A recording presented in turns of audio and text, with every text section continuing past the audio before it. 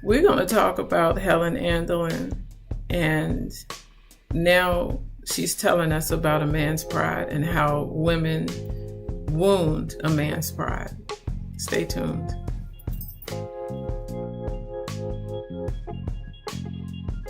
Hello and welcome to The Morning After.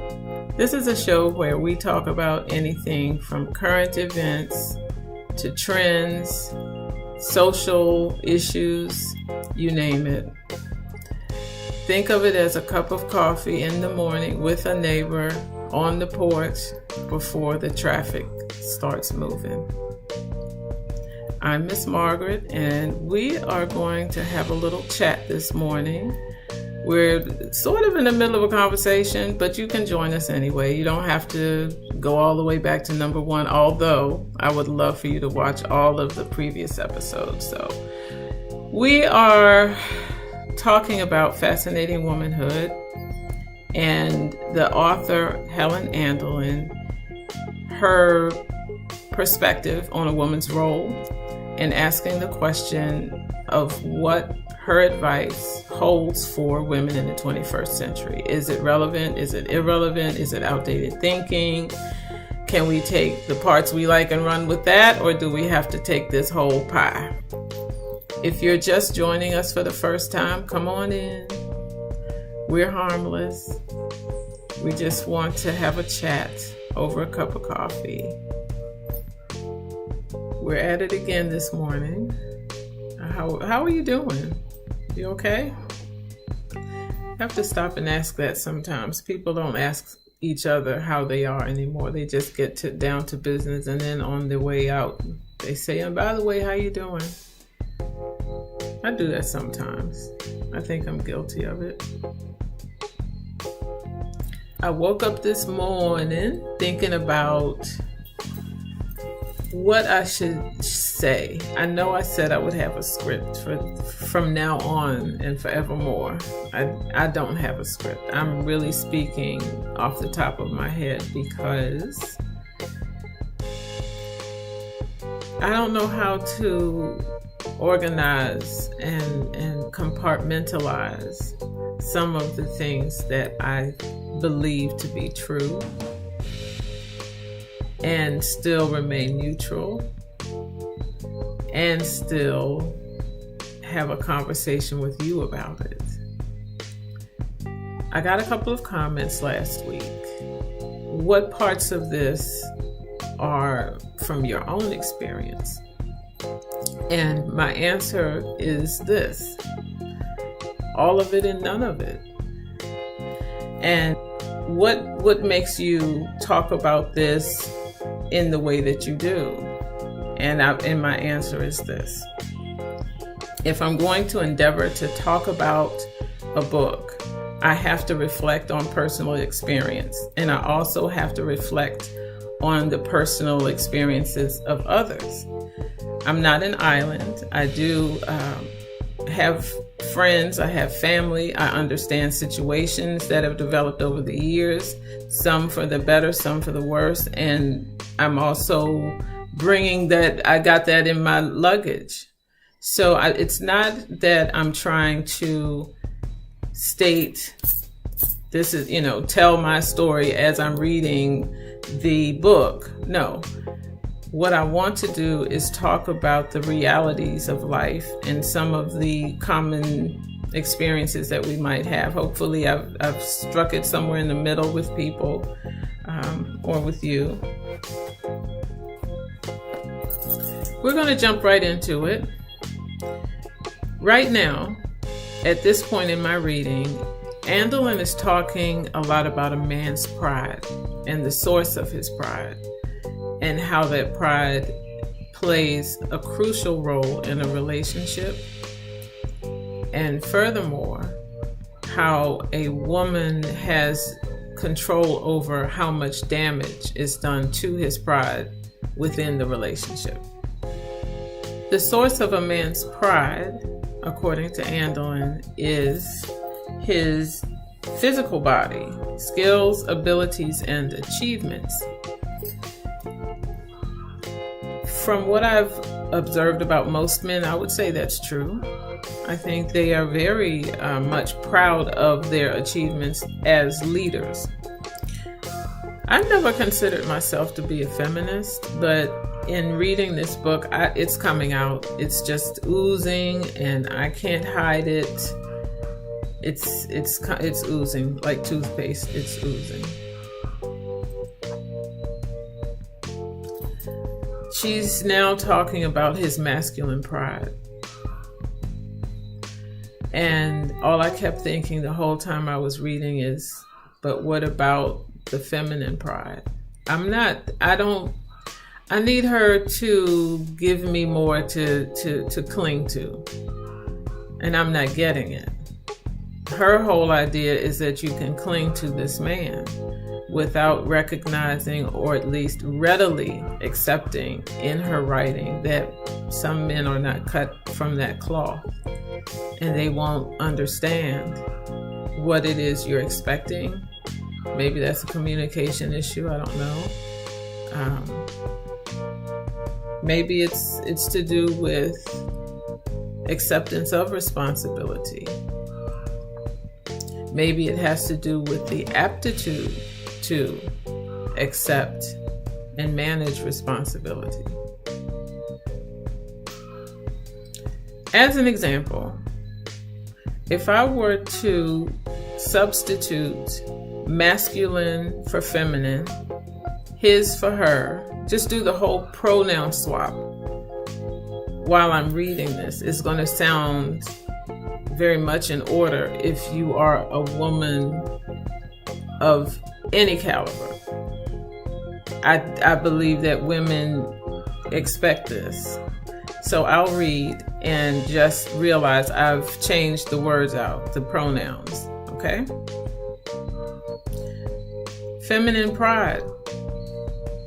What is a woman proud of? She is proud of her feminine qualities. She has an inborn pride in her strong physical body, her feminine skills, abilities, and achievements. If any of these feminine traits are weak or missing, her pride will prompt her to obscure this lack from the world as much as she can. She is also proud of her capability as the guide, protector, and provider, and sensitive when not functioning fully in this feminine calling, or when her efforts are not appreciated. So here's my point. I believe me, this is not a tear down on men and men don't deserve. It's not that. I'm saying quite similarly, women deserve. And women have value in this menagerie, in this dancery, as Mary J. Blige would call it. You know, I just, this is the hardest book I've ever had to talk about openly.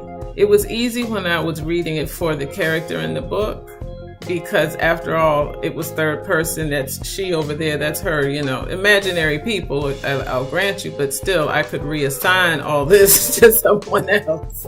And I can't seem to want to put this cloak on myself. So this actually is a good point. It's a good talking point from a creative perspective. I'm sorry, commercial break for those creatives in the group.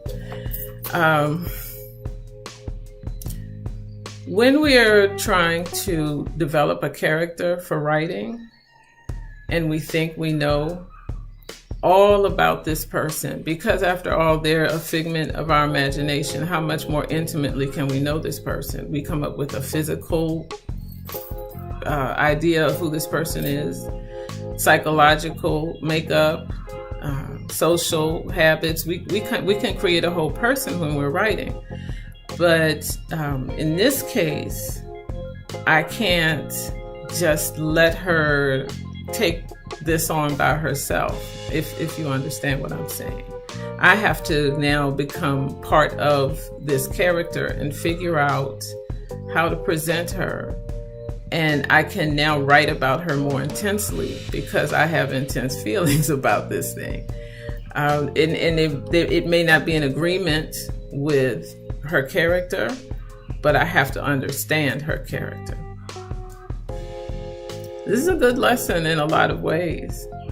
So how does that now, how can we use that information? How can we use that little story I gave you in this context? Just like I had to understand, and I'm still learning, the character of Gwen. That's her name in the book, by the way. I'm still bonding with Gwen. I thought I had before, and I never did. I don't think I really did. Not with the way I wrote about her. I think I wrote about her with a certain level of arrogance and disdain. But now that I have an intense feeling, I would say, about Helen Andelin's perspective, I now have another understanding, a different perspective on Gwen. So how can we get a different perspective on our partner? I told you I was going somewhere with these stories of mine. If you think about your partner as a character in your story, how are they made up? And what do they respond to? And what intense feelings are driving you to be in that relationship? And are you developing with the relationship, or are you dragging the relationship through its courses the way you want it to go? As we continue to get to know one another in relationships, I think the dynamic changes quite a bit. At first, you're both running toward each other, and then you find one is trying to get back to some equilibrium, some normalcy in their lives, and maybe the other person feels like that's a pullback, and it's not. People are looking for that ebb and flow, that natural rhythm in relationships. That's my belief. To close, I want to reread that same passage I read earlier, and it is a point of reflection as you continue through this journey with me. And I want us to give it real contemplation. Maybe put the list of the things you don't like about your partner next to the list of the things you like about your partner, and consider this. Masculine pride. What is a man proud of? He is proud of his masculine qualities. He has an inborn pride in his strong muscular body, his manly skills, abilities, and achievements. If any of these masculine traits are weak or missing, his pride will prompt him to obscure this lack from the world as much as he can. He's also proud of his capability as the guide, protector, and provider, and sensitive when not functioning fully in this manly calling, or when his efforts are not appreciated. I'll continue. Status in the world is important to him, impelling him to high achievements. Again, he is sensitive when his status is not recognized or appreciated, or when he fails to achieve the status he seeks. Andelin is going on now to talk about a man's pride, the source of his pride, the source of damage to his pride, whether it is the way he was raised, his environment, or maybe it's his job. She only gives those two examples. But it's clear that she's not separating the man from the experience, and how we as women can inspire him to feel proud and to sort of, groom his pride. It's the way that Helen Andelin feels we can contribute to that.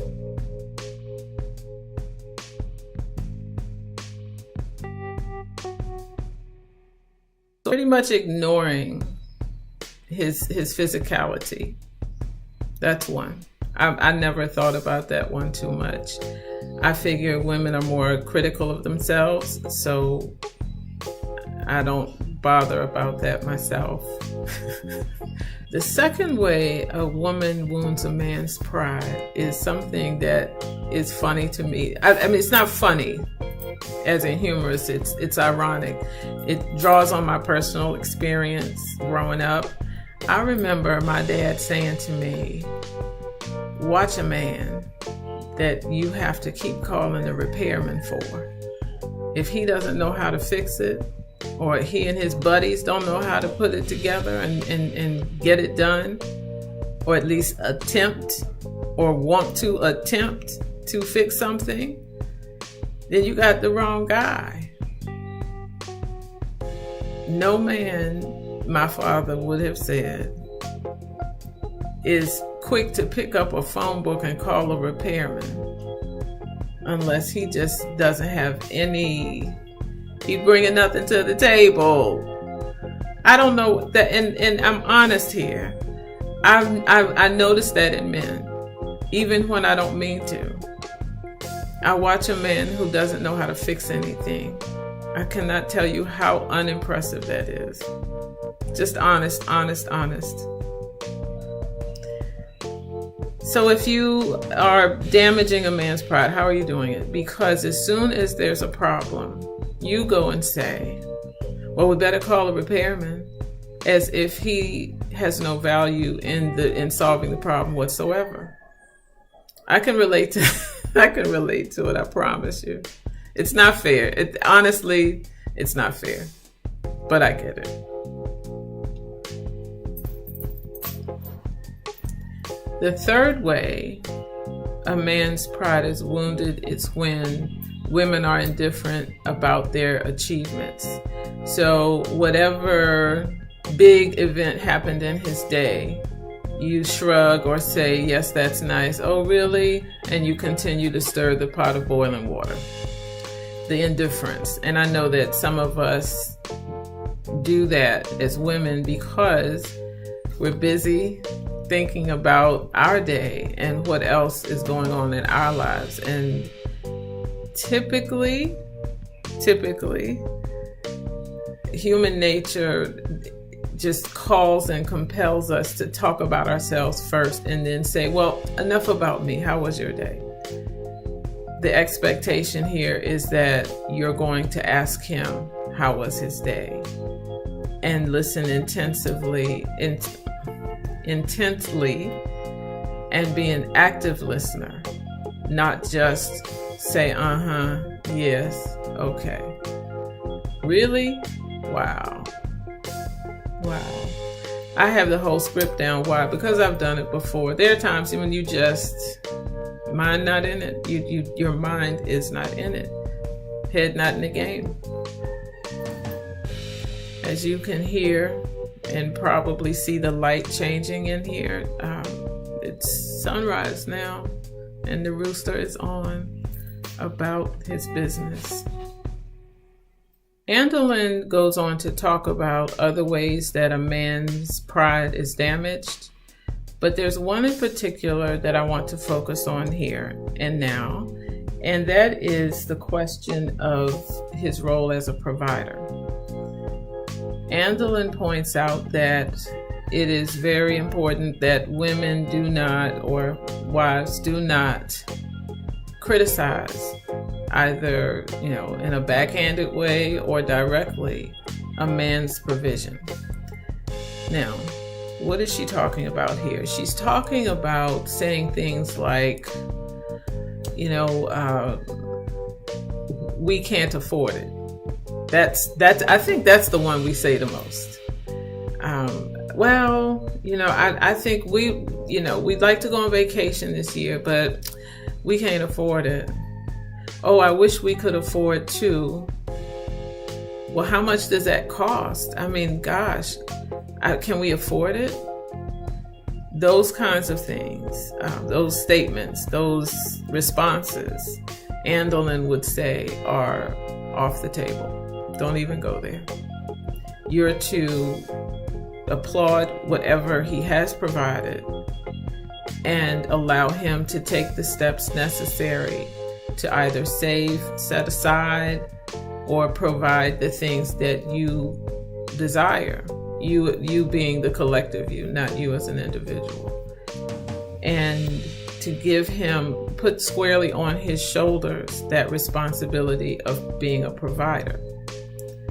So now we have to pause for 21st century talk.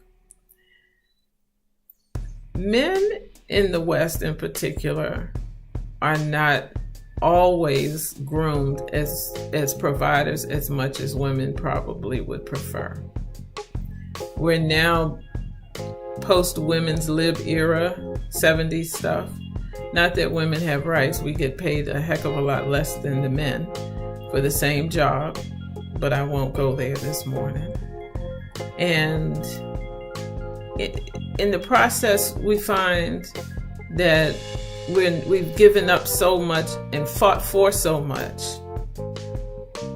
Related to this point, Andelin is also suggesting that women not seek careers outside of the home. To be there as a homemaker is a full-time job, as she is presenting, and that alone justifies her existence and is deserving of a man's best effort to care for her and his children single-handedly as far as the finances are concerned. So the question now is, what 21st century woman, unless she is married to a man of some serious means, is willing to risk it all to stay home as a homemaker and be beholden to this man for everything from her personal products to a hairdressing or nail appointment to the difference between shoes from Pick and Pay and shoes at Nordstrom. I just have to say it. I just have to say it. I mean, myself, I'll go to the thrift store, but by choice, not because of circumstance, if I can avoid it. It is not my first choice as an able-bodied person to not work and then have to subsist on the crumbs when there's food on the table. I'm reaching for the table. I think I've said enough. I hope there has been enough content here for you to give you some food for thought and to re-examine the why and what for of relationships that you're observing, whether it's your own or someone else's. What do you think about all of this? Do you feel that it is a man's role to provide and a woman's role to simply go along with what he is able to provide single-handedly? Or do you feel that a woman should be outside the home, ideally? And I'm not joking about this. I've been a housewife before, and I've been a working person before. I was able to be a housewife because I controlled the money. That was the piece. And in some cultures, you'll find that is in fact the case. The man works, brings home his earnings to the woman who must manage and be the home economist. And for that reason, she controlled the money. When I was a housewife, yes, I controlled the money as in counting the money. There's a difference. Controlling as in making sure the electricity stayed on. Controlling as in budgeting for food, for toiletries, whatever it is. When you have a partner that is a provider in that capacity, I think it works beautifully. If you are working in the capacity of him controlling the money, therefore controlling all choices without the woman or the partner having a voice, I think that is very unfair. Doesn't matter whose money it is, you both have to live on it. And if I'm going to be compelled to stay home, I have to know that I have some say. Doesn't mean I have equal all the time. Doesn't mean I have 100% all the time. It just means that I have a say. A say is a say. And to be heard. Those things are going to quickly enter the picture, I think, for most people. And finally, if we're talking polygamy, and yes, I'm going there, and I've been in polygamist societies, places, communities, where I've seen that can work, and it always comes back to the money. What one wife gets, the next wife gets.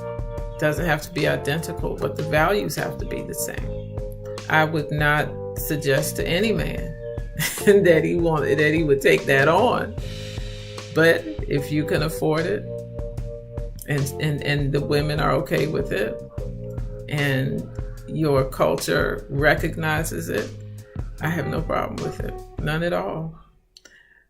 My only concern, as I said, is the cheerfulness of the giver. The cheerfulness of the giver. If you're going to toss it at me and say, here, I hope you're satisfied, we're starting off on the wrong foot already. What do you think? What do you think? What would you suggest is an amicable solution if in fact this is a sticking point? That's my phone, I'm sorry, telling me that I'm late. I have about 29 minutes to upload this video, so I'm going to cut out now. I'll leave you with that information, that insight, that commentary to reflect upon, and I will talk to you again soon. Bye for now.